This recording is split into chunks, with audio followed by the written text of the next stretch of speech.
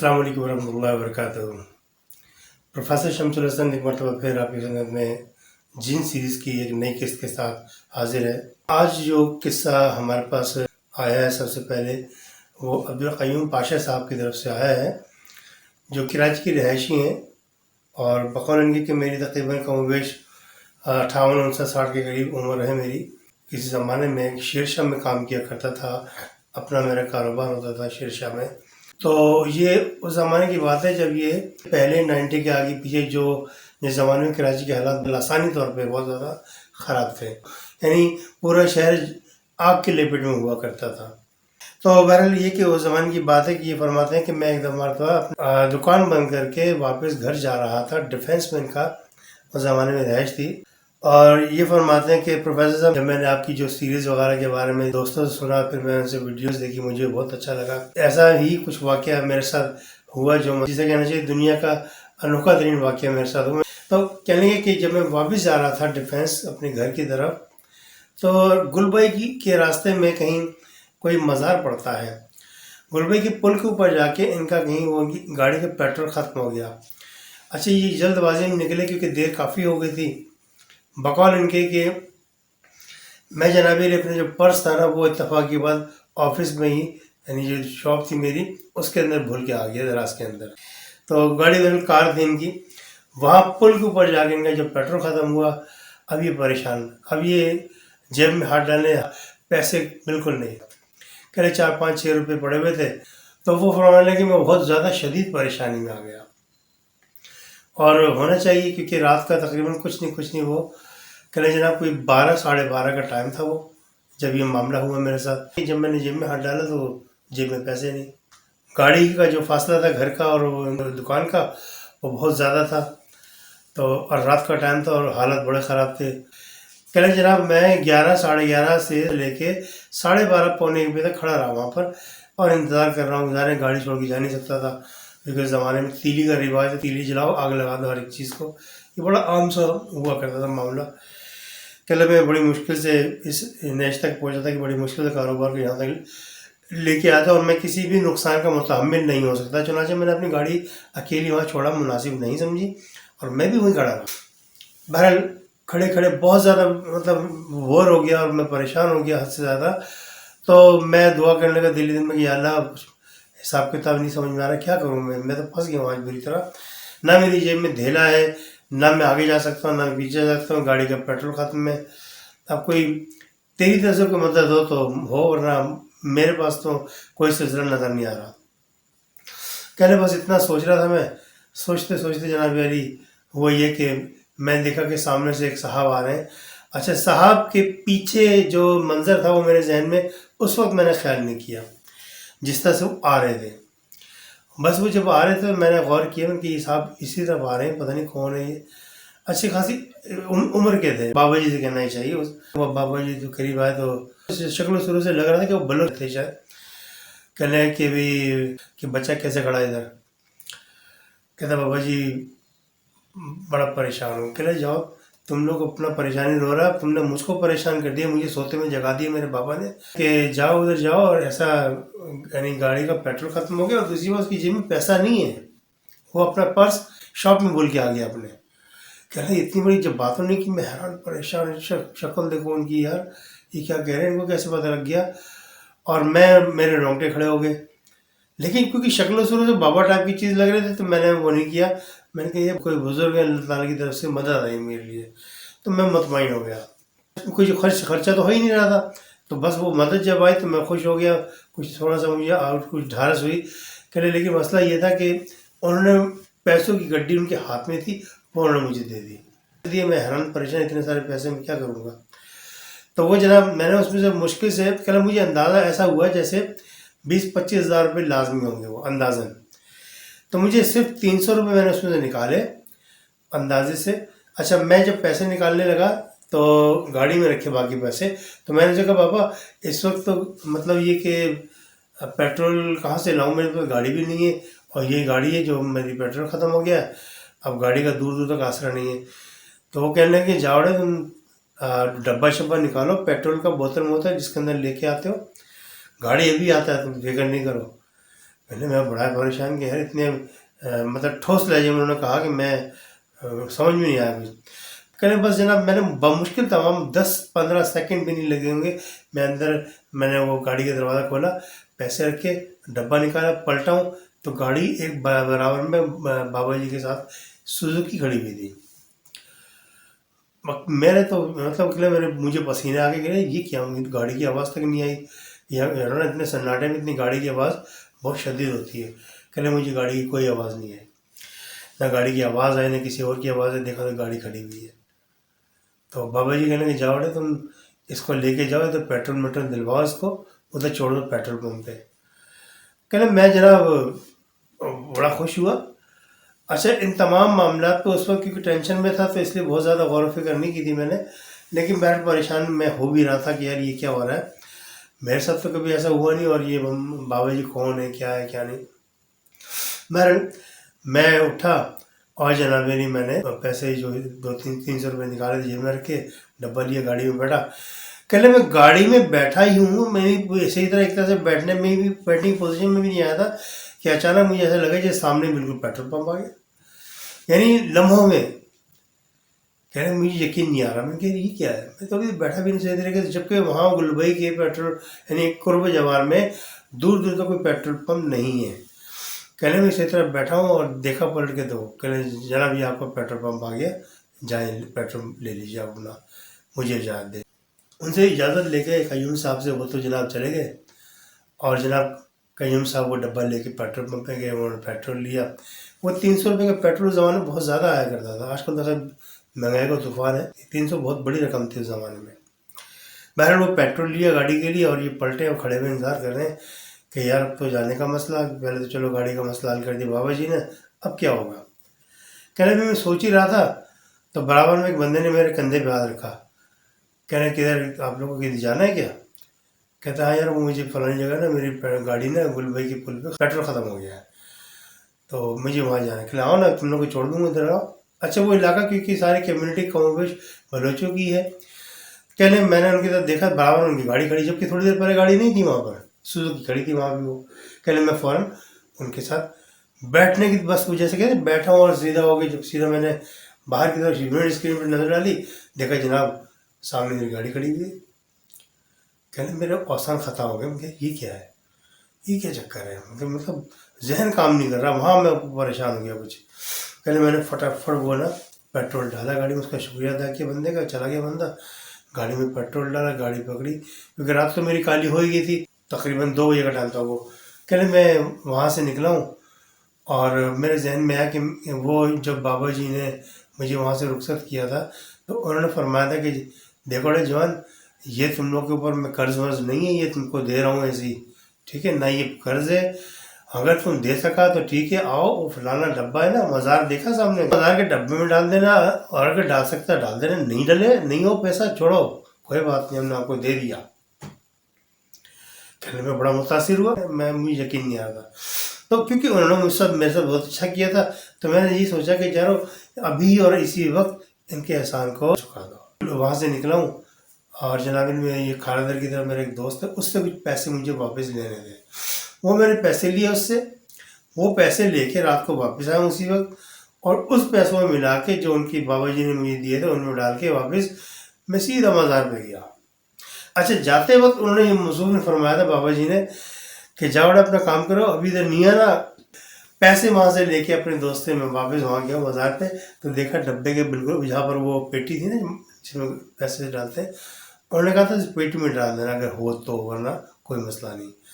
अभी जब गए तो पेटी के बराबर में बैठे हुए वो, इन्होंने किया सलाम, वो कह रहे उन्होंने जवाब नहीं दिया। आग बबूल हो गए, कहने यार तुम लोग को मना किया था इतना सख्ती से, फिर भी मुँह हो गया। कहने लगे जनाब, कह रहे बाबा जी मौत और ज़िंदगी का कोई भरोसा नहीं है, अमानत अमानत होती है, क्योंकि आपने मेरी बड़े सख्त हालात में मदद की आपने, तो मैंने सोचा कि अभी मेरे पास है, मैं बंदे से लेके आऊँ, मुझे वहीं जाना था इत्तफाक़ के बाद 1-2 दिन में, तो मैंने उससे पैसे लिए और वापस आपके पास आ गया, ये आपकी अमानत। कहना ऐसा करो तो पेटी में डालो। बहरहाल वो डब्बे में डाला, उनको सलाम किया और वहाँ से रफू चक्कर हो गया। कहने फिर बात आई गई होगी, मैं काफ़ी दिन भूल भाल गया इस बात को। फिर एक दिन क्या हुआ, अचानक उस रोड से गुजरना हुआ उसी मज़ार की तरफ से, तो मुझे ख्याल आया, दिन का टाइम था, मैं कहा चलो बाबा जी को सलाम दुआ कर लो यार, मेरे मौसी ने। तो कहने मैं वहाँ गया तो देखा कि नया चेहरा, मजावर जो मज़ार की जो देखभाल करते हैं वो बैठा हुआ। मैंने सलाम दुआ की, अब बड़े गौर से देख रहा है मुझे। कहने जी बोलो क्या काम है, तुम लोग इधर क्यों आए? कहने बाबा जी वो रात के टाइम जो आपके जो चौकीदार होते हैं यहाँ पर मज़ार के, मुझे उनसे मिलना है, उनसे काम है। कह रहे वहाँ के फापड़ की पहले उन्होंने मुझे ऊपर से सर से पैर तक देखा, लेकिन कोई जवाब नहीं दिया। मैं ही समझा कि शायद उन्होंने मेरी बात नहीं सुनी, कि मैंने फिर दोबारा रिपीट किया। एकदम फट पड़े, कहने अरे तुम किस चौकीदार का बात कर रहे हो, रात को कोई चौकीदार नहीं होता इधर। कह रहे बाबा जी मैं भी कुछ दिन पहले ही यहाँ आया था, ऐसे ऐसे मेरी गाड़ी ख़राब हो गई थी, तो वो अचानक आए और उन्होंने पैसे दिए, और मैं उन्होंने बोला कि हो जाए तो ठीक है, डाल देना डब्बे में, वरना कोई मसला नहीं। दफ़ा की बात मुझे इंतजाम हो गया, मैंने फ़ौरन पैसे से डाल के सलाम दुआ करके चला गया। आज मैं यहाँ से गुजर रहा था, मैंने कहा चलो यार बाबा जी सलाम दुआ कर लूँ। तो कहना अरे तुम कुछ नसीब है, इधर बाबा नहीं है, इधर कोई भी चौकीदार वकीदार नहीं है, इधर या तो मजावर होता है जो मैं ही हूँ अकेला, और रात में इधर नहीं होता, रात को मैं लॉक मॉक करके इधर आगे पीछे होता हूँ। कहने फिर वो कौन थे? कहले अरे तुम कुछ नसीब है, वो जो बाबा था ना, वो बाबा मज़ार वाला बाबा था, इसका मज़ार है ये। कहले मुझे पसीने आ गए। कहले यार ये क्या कह रहे हैं? कहले हाँ ऐसा होता है, तुम क्या समझता है लोग होता रहता है क्या?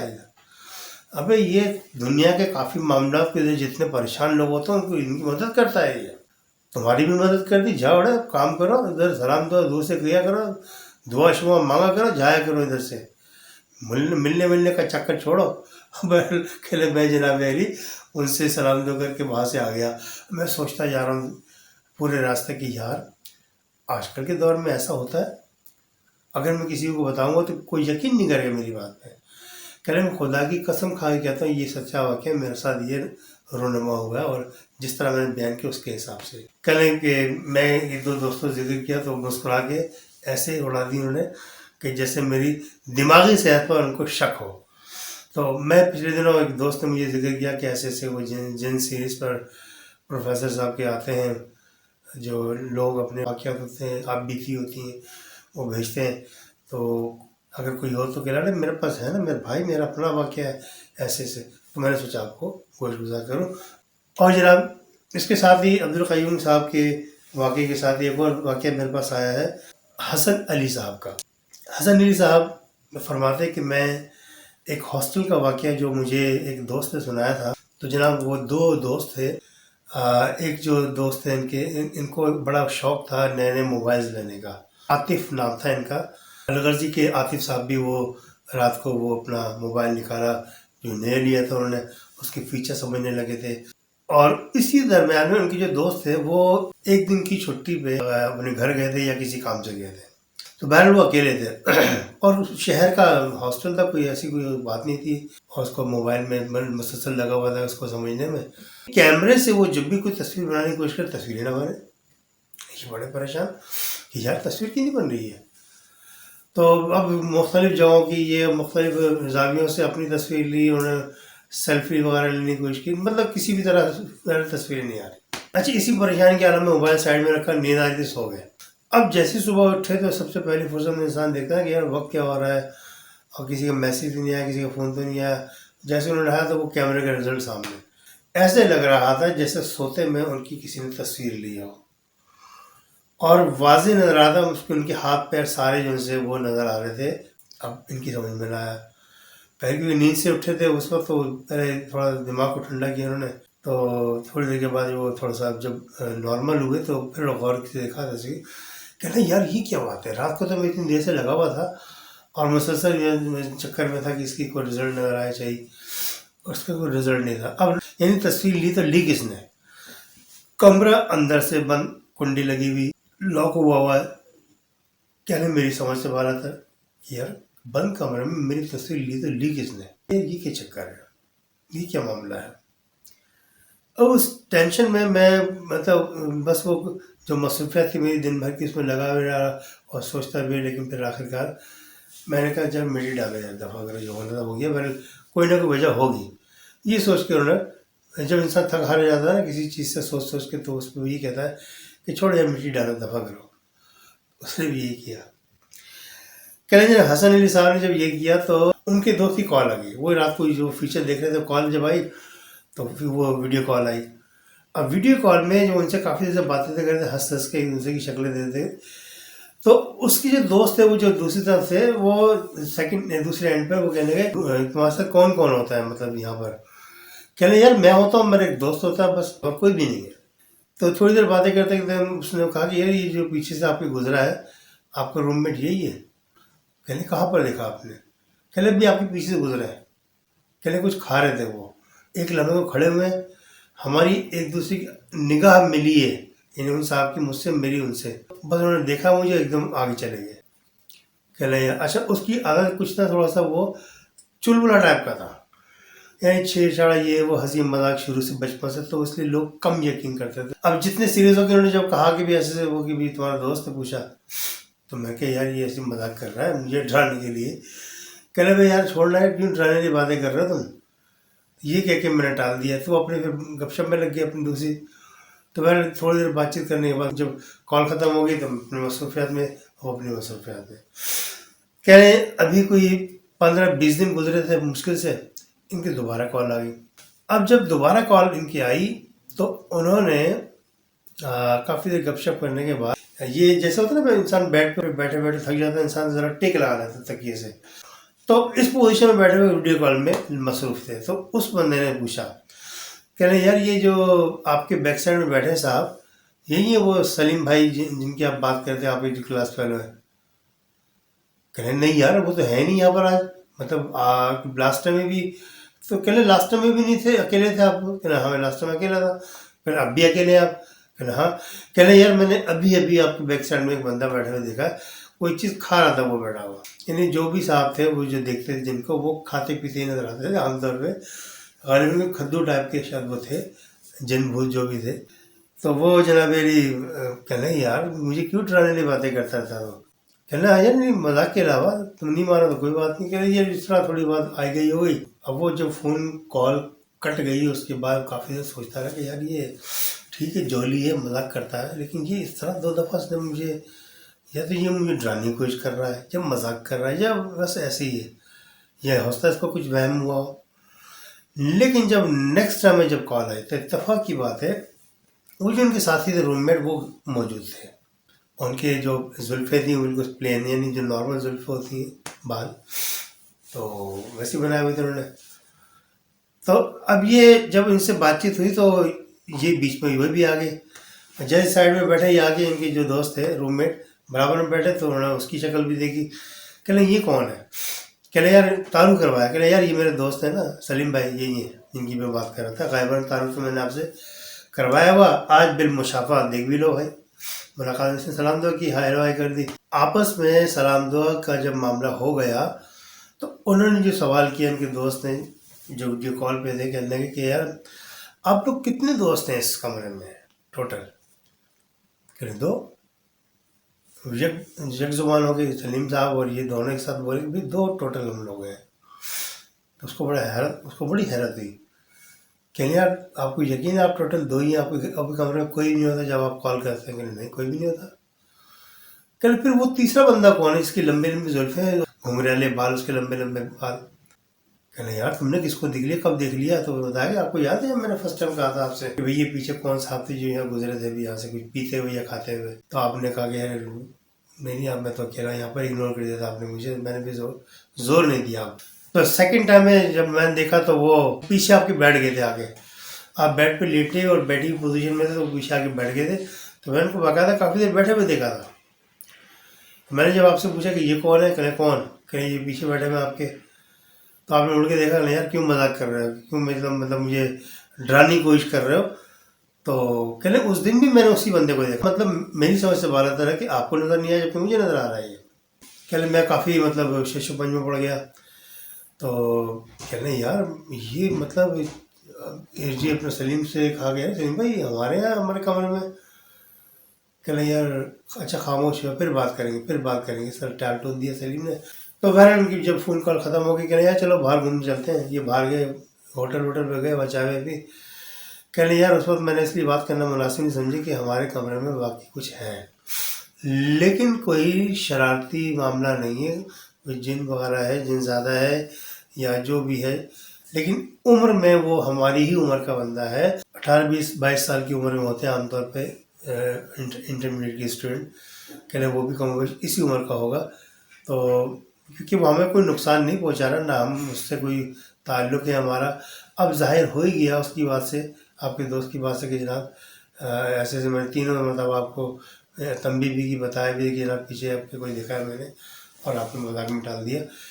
कह ले बस उसको टाल दिया करो, हाँ अच्छा हाँ हाँ कि हमारे यार दोस्त है वो, मतलब कुछ ना कुछ कहकर टाल दिया करो, उससे बहस नहीं किया करो, ताकि कहीं वो मौजूद जो हमारे साथ है वो भी परेशान ना हो, परेशान हो कि कहीं वो हमें परेशान ना करना शुरू कर दे। तो ये वाक़या इस तरह के जो वाक़यात हैं वो दरअसल हमारे प्रोग्राम का असल हिस्सा है।